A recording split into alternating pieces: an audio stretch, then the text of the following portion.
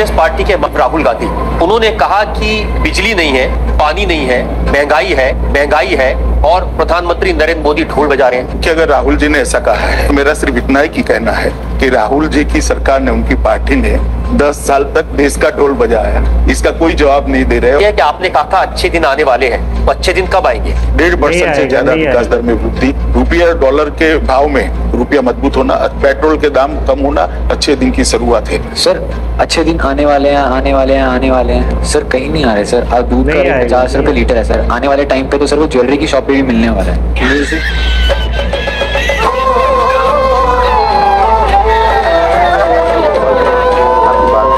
अमित शाह का एक ही नारा है, दूसरी पार्टियां तोड़ो और अपनी में उनके नेता जोड़ो। इसको सीधा पार्टी तोड़ने के साथ मत जोड़िए। लेकिन ये क्या हुआ कि वो लोग जब तक कांग्रेस में है तब तक बुरे रहेंगे और भारतीय जनता पार्टी में आ जाएंगे तो अच्छे हो जाएंगे। एक जगह होता तो बात समझ में आती, ये तो सुनियोजित लगता है। कहाँ गई थी स्पिरिट जब राजीव गांधी प्रधानमंत्री थे? तब तो सब ठीक चलता था।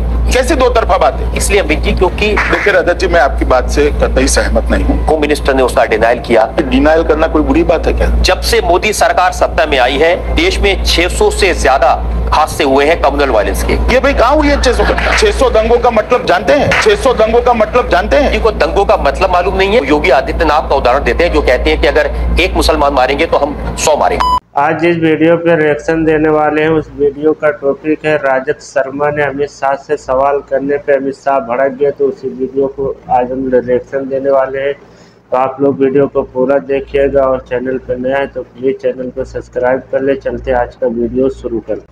ठीक है, राहुल गांधी, उन्होंने कहा कि बिजली नहीं है, पानी नहीं है, महंगाई है और प्रधानमंत्री नरेंद्र मोदी ढोल बजा रहे हैं। कि अगर राहुल जी ने ऐसा कहा है तो मेरा सिर्फ इतना ही कहना है कि राहुल जी की सरकार ने, उनकी पार्टी ने 10 साल तक देश का ढोल बजाया, इसका कोई जवाब नहीं दे रहे। यह कि आपने कहा था अच्छे दिन आने वाले हैं, तो अच्छे दिन कब आएंगे? 1.5% से ज्यादा विकास दर में वृद्धि, रुपया डॉलर के भाव में रुपया मजबूत होना, पेट्रोल के दाम कम होना अच्छे दिन की शुरुआत है। सर अच्छे दिन आने वाले हैं सर, कहीं नहीं आ रहे सर। अब दूध का रेट 50 रुपए लीटर है सर। आने वाले टाइम पे तो सर वो ज्वेलरी की शॉप पे भी मिलने वाला है।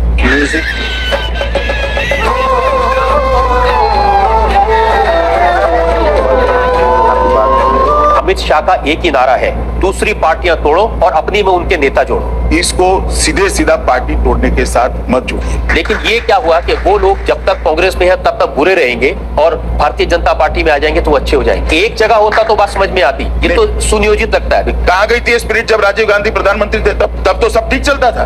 कैसे दो तरफा बातें? इसलिए अमित जी, क्योंकि देखिए रजत जी, मैं आपकी बात से कतई सहमत नहीं हूँ। होम मिनिस्टर ने उसका डिनायल किया। डिनायल करना कोई बुरी बात है क्या? जब से मोदी सरकार सत्ता में आई है, देश में 600 से ज्यादा हादसे हुए हैं कम्युनल वायलेंस के। ये भाई कहाँ हुई है 600 दंगों का मतलब जानते हैं? 600 दंगों का मतलब जानते हैं? इनको दंगों का मतलब मालूम नहीं है। योगी आदित्यनाथ का उदाहरण देते हैं, जो कहते हैं कि अगर एक मुसलमान मारेंगे तो हम 100 मारेंगे। चलो भाई, कांग्रेस पार्टी के राहुल गांधी, उन्होंने कहा कि बिजली नहीं है, पानी नहीं है, महंगाई है और प्रधानमंत्री नरेंद्र मोदी ढोल बजा रहे हैं। इस सज्जन को क्या तकलीफ है भाई? क्या तकलीफ है इनको? देखिए अगर राहुल जी ने ऐसा कहा है, मगर बिजली, पानी, महंगाई के लिए 10 साल का शासन जिम्मेदार है, इसका तो वो स्वीकार कर ही रहे, क्योंकि 10 साल उन्होंने शासन किया है। तो मेरा सिर्फ इतना ही कहना है कि राहुल जी की सरकार ने, उनकी पार्टी ने 10 साल तक देश का ढोल बजाया। अरे क्या करूं मैं इसका? क्या करूं इसका? क्या करूं? मार भी नहीं सकता। इसका कोई जवाब नहीं दे रहे और हमका हिसाब पूछ रहे। ऐसा कैसे चल सकता है? यह कि आपने कहा था अच्छे दिन आने वाले हैं, तो अच्छे दिन कब आएंगे? 1.5% से ज्यादा विकास दर में वृद्धि, रुपया डॉलर के भाव में रुपया मजबूत होना, पेट्रोल के दाम कम होना अच्छे दिन की शुरुआत है। ये क्या बात करता है यार? देश के 4.5 करोड़ लोगों को देश की अर्थव्यवस्था में एक अकाउंट तक कांग्रेस नहीं खोल पाई थी।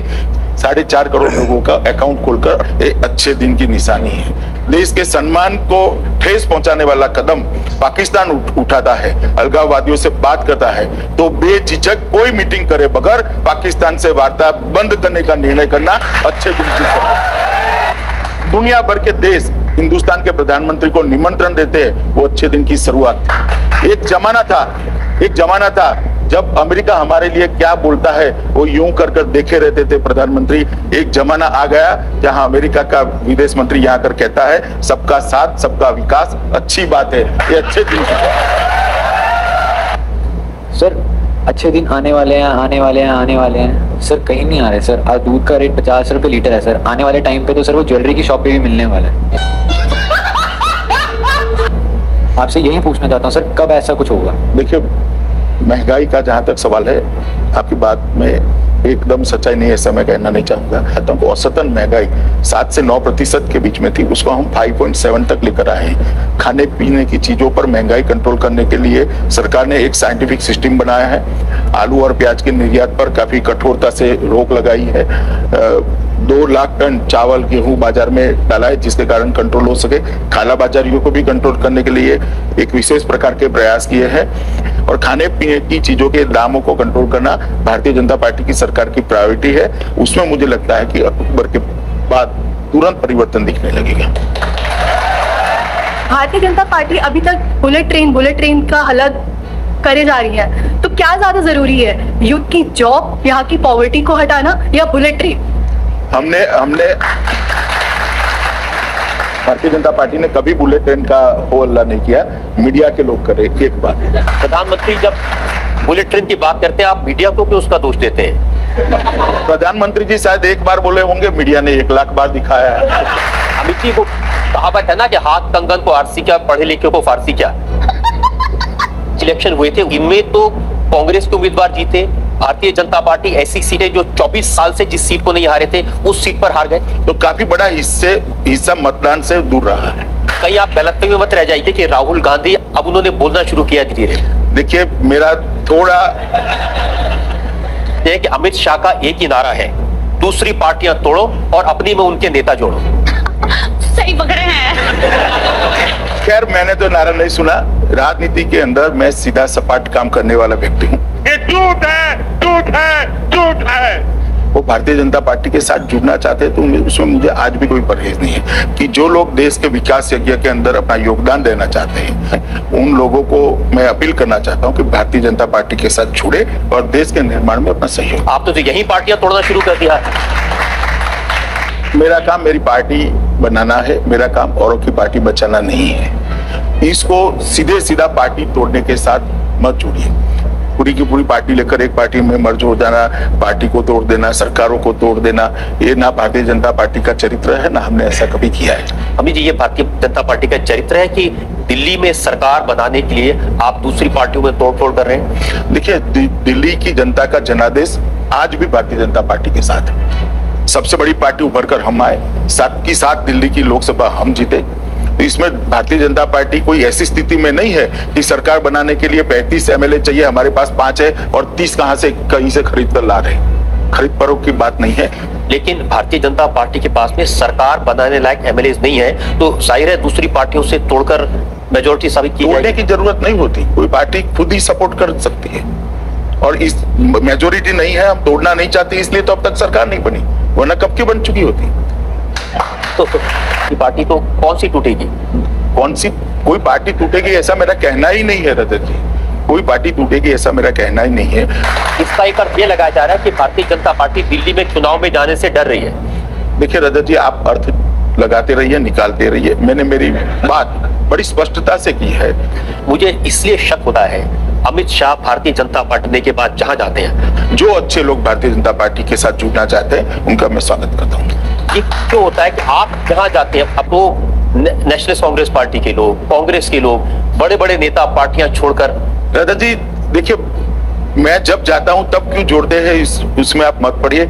आप एनसीपी और कांग्रेस के लोगों को पूछिए कि आपके नेता आपकी पार्टी छोड़कर क्यों जा रहे हैं। हम गधे लगाते हैं मोदी जी को। लेकिन ये क्या हुआ कि वो लोग जब तक कांग्रेस में है तब तक बुरे रहेंगे और भारतीय जनता पार्टी में आ जाएंगे तो अच्छे हो जाएंगे। हमने कभी उनको बुरा नहीं कहा, कांग्रेस के शासन को बुरा कहा है। मैंने कभी मेरे जीवन में किसी भी व्यक्ति को बुरा नहीं कहा। कांग्रेस ने जिस प्रकार की सरकार चलाई, जिस तरह से सरकार का कामकाज चला, वो ठीक नहीं था, देश की हित में नहीं था और विशेषकर देश की सुरक्षा और सम्मान को बचाने के लिए नहीं था। वो मैंने हमेशा कहा। लेकिन सम्मान तो भारतीय जनता पार्टी ने, प्रधानमंत्री ने भी नहीं किया। प्रधानमंत्री की सभा में मुख्यमंत्री का आते हैं और उनकी हुटिंग होती है। रजत जी, आप ऐसी अपेक्षा करते हैं कि 10 साल के भ्रष्ट शासन के बाद ये तालियां बजवाने की व्यवस्था भारतीय जनता पार्टी करे? अरे भाई, अब वो हुटिंग करते हैं तो मैं कैसे हाथ मान सकता हूँ? लेकिन उनके काम ही जिम्मेदार है उनकी हुटिंग के लिए। लेकिन एक जगह होता तो बात समझ में आती, ये तो सुनियोजित लगता है। नहीं, मगर आप इसका मतलब ये निकलता है कि उनको सुनने के लिए कोई आता ही नहीं, सब मोदी को सुनने के लिए आते हैं। इस प्रकार की बचकाना बातें किसी के गले नहीं उतरती, लोग मजाक उड़ाते हैं। और सब लोग अगर मोदी जी को सुनने के लिए आते हैं तो परिणाम तो स्पष्ट है। देखिए, बयान पर मैं कोई टिप्पणी करना नहीं चाहता, मैं इतना ही कहता हूँ, ये कांग्रेस को अगर देश की जनता इतना वोट नहीं दे सकती है तो मैं क्या कर सकता हूँ?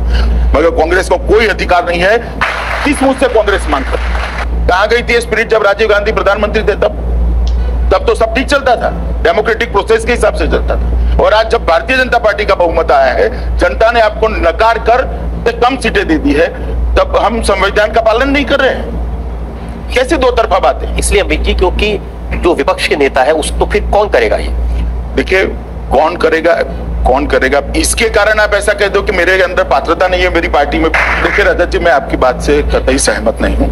हाँ, एक बात निश्चित है, मीडिया का एक निश्चित वर्ग पार्टी में झगड़े कराने का ट्राई कर रहा है और सफल नहीं हो रहा है। होम मिनिस्टर ने उसका डिनायल किया। डिनायल करना कोई बुरी बात है क्या? कोई गलत खबर छपेगी तो डिनायल ही करेंगे। आप कह रहे हैं कि मेरा काम यह है कि अफवाह फैलती है तो उसका खंडन करना, जो मैंने कर दिया था। अब आप कहेंगे कि आपको डिनायल देना पड़े।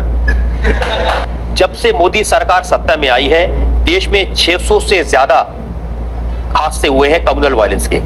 रजत जी, ये जो घटनाएं हैं, एक हिंदू लड़का जा रहा है और किसी मुस्लिम ने उसका पॉकेट मार लिया, एक हिंदू का ट्रक जा रहा है और किसी मुसलमान की गाड़ी से टकरा गया, तो इसको कम्युनल वायलेंस कहते हैं। आप इसको कम्युनल वायलेंस कहेंगे? ओ भाई, मारो मुझे, मारो मुझे, मारो।